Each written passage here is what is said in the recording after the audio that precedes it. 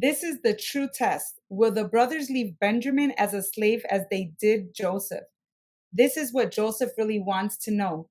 Joseph may have forgiven his brothers, but he has not forgotten what they did to him. Is forgiving and forgetting even possible? Is it biblical? What a powerful question, because I usually hear stories like, well, you need to forgive and forget. And that is so impossible to do. I'm not sure if you've gone through a journey where someone really hurt you. And guess what? It's so difficult. You try so hard to push it behind you. And sometimes you might forget temporarily, but then something would trigger it to bring it up to the foreground. And you remember the pain and the suffering that you suffered from before. And sometimes you remember it, you remember the pain, but you don't feel it anymore. You can just remember about it. But then you realize that healing has taken place. And so for me, forgiving and forgetting is not even possible. Um, there is an amazing Bible verse in Revelation where it says that we overcame him by the blood of the Lamb and the power of our and the word of our testimony. And how can we, if we forget, then we lose our testimony? How can we testify to something we don't remember? So in a court system, if someone can't remember, what good of a witness are they if they can't remember what happened?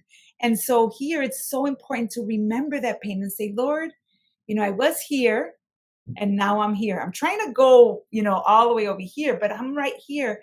And you look back at that distance of where you were and where you are now, and you see the power of God's grace, how he comes in and takes over and heals us.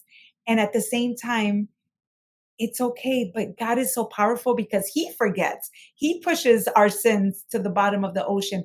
But for us, we need to remember, because that's how we can demonstrate God's grace and how powerful that is. So, Marilyn, you said something to me the other day that really blew me away, and I would love for you to share it because it was very profound, and it just hit me like, wow, that was really amazing. I think the point that Jesus, being God, right, gave such a perfect example here on earth. And after he resurrected, he chose to, even though he went through this horrible death, right? He chose to keep some scars. And because it was part of his testimony, it was his way of proving, look at, I resurrected. And he was able to show his scars on his hands so that Thomas was able to receive that faith that he needed. And so if Christ can save some scars and see it as a symbol of good, we can do so also. Yes, I love that. I love that. That Jesus showed his scars.